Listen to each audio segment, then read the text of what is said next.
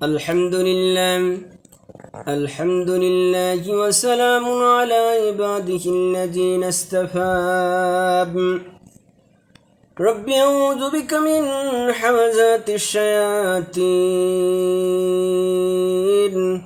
وأعوذ بك ربي أن يحضرون পরম করুণাময় অসীম দয়ালু আল্লাহর নামে মুসা তার জাতির কাছে ফিরে আসার আগেই হারুন তাদের বলেছিল, হে আমার জাতি, এই গো বাছুর দানা তোমাদের ইমানের পরীক্ষা নেওয়া হচ্ছে। তোমাদের প্রতিপালক তো হচ্ছেন দয়াময় আল্লাহ তাআলা। তোমরা আমার অনুসরণ করো, আমার আদেশ মেনে চলো। ওরা বলল, যতক্ষণ পর্যন্ত মুসা আমাদের কাছে ফিরে না আসবে আমরা এর দাসত্ব থেকে বিরত হব না, এর পূজা থেকে বিরত হব না। মুসা বলল, হে হারুন, তুমি যখন দেখলে ওরা গুমরাহ হয়ে গেছে, পথভ্রষ্ট হয়ে গেছে, তখন তোমাকে কোন জিনিস বিরত রেখেছিল যে তুমি আমার কথার অনুসরণ করলে না? তুমি কি আমার আদেশ তাহলে অমান্যই করলে? হারুন বলল, হে আমার মায়ের ছেলে, তুমি আমার দাড়ি ও মাথার চুল ধরো না। আমি এমনই একটি আশঙ্কা করেছিলাম, তুমি ফিরে এসে হয়তো বলবে তুমি বনি ইসরায়েলদের মাঝে বিভেদ সৃষ্টি করেছ এবং তুমি আমার কথা পালনে যত্নবান হওনি। মুসা বলল, হে সামিরি, বলো তোমার ব্যাপারটা কি হয়েছিল?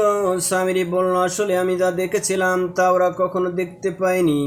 ঘটনাটা ছিল, আমি আল্লাহর বাণীবাহকের পদচিহ্ন থেকে এক মুঠো মাটি নিয়ে নিলাম, অতঃপর তাওতে নিক্ষেপ করলাম। আমার মন কেন জানি এভাবেই আমাকে ব্যাপারটা বুঝিয়ে দিয়েছিল।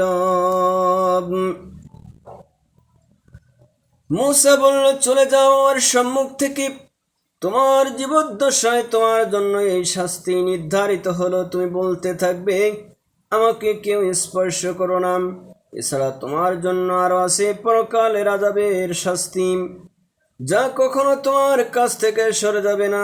তাকিয়ে দেখো তোমার বানানো মাবুদের প্রতি, যার পূজায় তুমি এতদিন রত ছিলে, যার দাসত্বে তুমি এতদিন রত ছিলে। আমি ওকে অবশ্যই জ্বালিয়ে দিব, অতঃপর তার ছাই বিক্ষিপ্ত করে সমুদ্রে নিক্ষেপ করব। হে মানুষ, তোমাদের মাবুদ তো কেবল আল্লাহ তাআলাই, তোমাদের আইন ও বিধান দাতা তো একমাত্র আল্লাহ তাআলাই। তিনি ব্যতীত দ্বিতীয় কোনো আইন ও বিধান দাতা নেই, দ্বিতীয় কোনো মাবুদ নেই। তিনি তার জ্ঞান দিয়ে সব কিছু পরিবেষ্টন করে আছেন। হে নবী, মুসার যেসব ঘটনা তোমার আগে ঘটেছে তার সংবাদ আমি এভাবেই তোমাকে শোনাচ্ছি। তাছাড়া আমি তোমাকে আমার কাছ থেকে একটি স্মরণিকা দান করেছি, একটি মহাগ্রন্থ কোরআন দান করেছি। যে কেউ এই স্মরণিকায় কোরআন থেকে মুখ ফিরিয়ে নেবে, সে কিয়ামতের দিন নিজ কাঁধে গুনাহের এক ভারী বোঝা বইবে। তারা চিরদিন সেখানে থাকবে। কিয়ামতের কঠিন দিনে তাদের জন্য এই বোঝা কত মন্দ প্রমাণিত হবে। যেদিন সিংহায় ফুৎকার দেওয়া হবে, সেদিন আমি অপরাধীদের এমন অবস্থায় জমা করব যে ভয়ে তাদের চোখ নীল হয়ে যাবে। তারা নিজেদের মধ্যে বলাবলি করতে থাকবে, তোমরা দুনিয়ায় বড় জোর 10 দিন অবস্থান করে এসেছ। আসলে সেই অবস্থানের পরিমাণ নিয়ে তারা যা কিছু বলছিল তা আমি জানি, বিশেষ করে যখন তাদের মধ্যকার সবচাইতে বিবেকবান ব্যক্তিটি বলবে, তোমরা তো দুনিয়ায় মাত্র একদিন অবস্থান করে এসেছ।